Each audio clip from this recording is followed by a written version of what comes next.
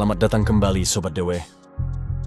Sebuah studi terbaru memperingatkan dampak dari perubahan iklim yang dapat memicu tsunami besar di Samudra Selatan dan memicu tanah longsor di bawah Laut Antartika.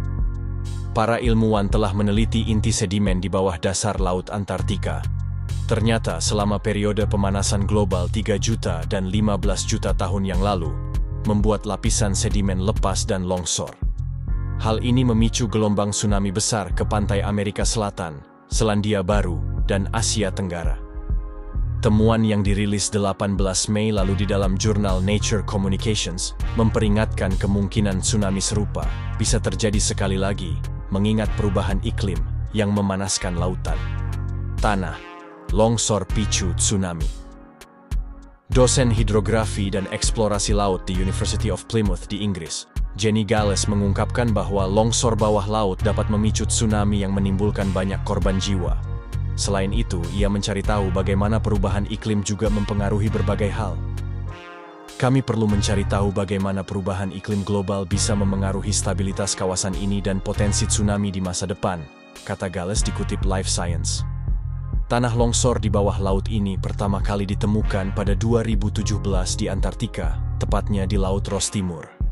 Terdapat lapisan sedimen lemah di bawah tanah longsor ini yang dihidupi fosil makhluk laut yang dikenal sebagai fitoplankton. Lalu pada tahun 2018, para ilmuwan kembali ke tempat ini dan mengebor lebih dalam dasar laut untuk mengekstraksi inti sedimen.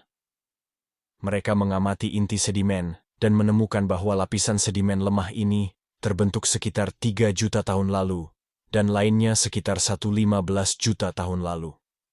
Saat itu perairan di Antartika 3 derajat Celcius lebih hangat dan menimbulkan semburan gangga yang telah mati dan memenuhi dasar laut dan membuat wilayah ini rentan terhadap longsor. Robert McKay, Direktur Pusat Penelitian Antartika di Victoria University of Wellington, juga memberitahu bahwa lapisan ini akan tertutup oleh lapisan kerikil gletser dan gunung es selama iklim dingin dan zaman es, iklim panas sebagai pemicu. Meskipun tidak diketahui apa penyebab pastinya, para peneliti menemukan penyebab yang memungkinkan, yakni karena pencairan es gletser oleh iklim yang panas. Lapisan es yang menyusut dan surut ini bisa meringankan beban lempengan tektonik bumi, yang akhirnya memicu rebound isostatik. Setelah lapisan sedimennya melemah, hulu benua Antartika memicu gempa bumi, lalu menyebabkan kerikil kasar dari lapisan licin ini meluncur, dan menyebabkan tanah longsor dan memicu tsunami. Meskipun skala dan gelombangnya tidak diketahui berapa, para ilmuwan mencatat adanya 2 tanah longsor bawah laut yang relatif baru, dan menghasilkan tsunami besar yang menelan banyak korban jiwa.